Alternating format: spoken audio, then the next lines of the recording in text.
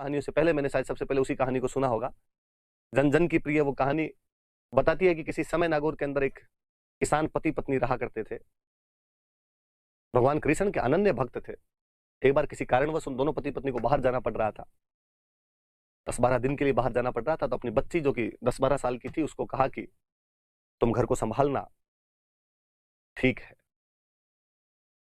पर पहले सुबह उठते ही भगवान कृष्ण को भोग लगाना। भगवान कृष्ण को भोग लगाए बिना तुम खाना मत खाना। पहले भगवान खाना खाते हैं फिर अपने खाना खाते हैं। बच्ची ने कहा यह भी ठीक है। अगले दिन बच्ची सुबह जल्दी उठी, स्नान किया, स्नान करके भगवान कृष्ण की अगरबत्ती की भोग लगाया वहां पर। कहा भगवान कृष्ण, पापा कह के गए थे कि आप खाना नहीं खाओ तब तक मैं नहीं खाऊं, इसलिए आप खा लो, तब तक मैं घर के बाकी काम कर लेती हूँ, फिर मुझे खाना खाना। बाकी काम निपटा कर आई तो उसने देखा कि खाना तो वैसे वैसे पड़ा है। खाने के नाम पर होता क्या था, तो मारवाड़ में खींचड़ा बनता था, तो बच्ची ने खींचड़ा डाला था। बच्ची ने मूर्ति की तरफ देखते हुआ, क्या हुआ, खा क्यों नहीं रहे? मूर्ति क्या तो बोले और क्या खाए। उसने कहा देखो पापा तो आ जाए नहीं, खाना तो पड़ेगा, मेरे हाथ से खाना पड़ेगा आज तो। एक राउंड और लगा के आती हूँ मैं, थोड़ा बहुत काम बाकी हो रहा है वो करके आती हूँ, खा लेना। वापस घूम के खींचड़ा 10 का 10 कटोरे में वैसे वैसे पड़ा। उसने कहा मैं समझ गई, थोड़ा सा घी कम क्या डाला, खिचड़ा नहीं खाओगे, पापा आदत बिगाड़ गई आपकी। घी लेके गर्म करके और डाला उसके अंदर, सामने बैठ गई मूर्ति के, खाओ, जब तक नहीं खाओगे मैं नहीं उठूं। पर्दा लगा दिया, शर्म आ रही है तो चुपचाप खा लो अकेले बैठ के। थोड़ी थोड़ी देर में पर्दा उठा उठा के देखे, 4 बज गए दोपहर के। बच्ची की आंतड़ियां खुलबुला गई। भगवान कृष्ण ने देखा कि बच्ची मर जाएगी आज। इस बार जब उसने पर्दा उठाकर देखा तो खिचड़ा गायब था। भगवान कृष्ण झीम गए। बच्ची ने दूसरे दिन वापस खिचड़ा बनाया और कहा कि आज नाटक मत करना, चुपचाप खा लेना फटाफट। अगले 10 दिन तक उसने वैसे भगवान कृष्ण को खिचड़ा खिलाया। निश्चित समय पर मम्मी पापा वापस लौटे। मम्मी रसोई में गई, रसोई में जाते ही मम्मी ने घी वाली केतली संभाली। अपनी भी मम्मियां बाहर से जब भी आती है तो घी वाली केतली ही संभालती है। महिलाओं का घी में जीव ज्यादा रहता है उधर। देखा कि घी की केतली खाली, बर्तन खाली। बुलाया बच्ची को और कहा कहां गया घी, कहां गया?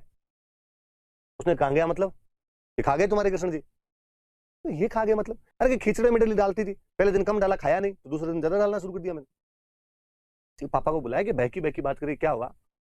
बेच के आ गई कहीं, किसी को दे दिया, गिर गया, बता दे, कुछ नहीं कहेंगे तेरे को।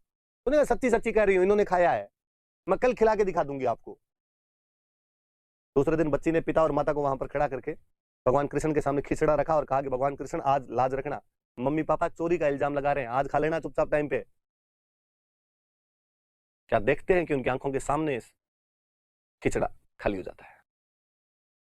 पिता ने अपनी बच्ची को दंडवत प्रणाम किया। पिता ने कहा 40 साल बीत गए इस सांवरिये की पूजा करते करते, आज दिन तक इसने इस प्रकार का चमत्कार मुझे नहीं दिखाया।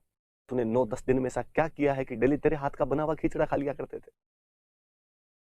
हम आज दिन तक उस बच्ची के गीत गाते हैं, उस भगवान की महान भक्त महिला के गीत गाते हैं। कर्मा ल्याई दूध खींचड़ो ऊपर घी की बाट की, जिमा मारो श्याम धनी जिमावे बेटी जाट की। कि वो कर्मा डेली दूध खींचड़ा और ऊपर घी की बाट की लाया करती थी।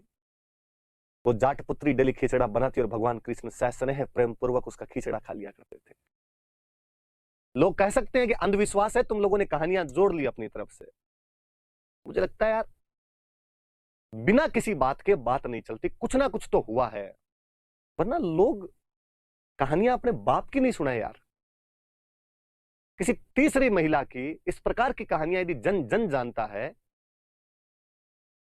मैंने कभी बचपन में सबसे पहले जो भजन याद किया होगा वो कर्मा वाला भजन था। दादाजी घर में रैंडम शाम के टाइम में बैठे बैठे गाया करते थे। हम टावर होते हम चले जाते कि तो भजन सुना, और वो ये भजन सुनाया करते थे। हम कहते इसका अर्थ बताओ, और वो कर्मा की कहानी सुना दिया करते थे। इसका मतलब कुछ तो हुआ है वहां पर। कर्मा, मीरा, जमल की कई कहानियां हमारे इन फिजाओं के अंदर तैरती रहती है, भगवान कृष्ण की उन लीलाओं के बारे में बताती रहती है। इसलिए मैं अक्सर आपको कहता रहता हूं कि भारत के जनमानस से कभी भी आप गाय, गंगा और गोविंद को निकाल नहीं पाएंगे। ये भारतीय जनमानस के अंदर रहेगी, अटूट रहेगी।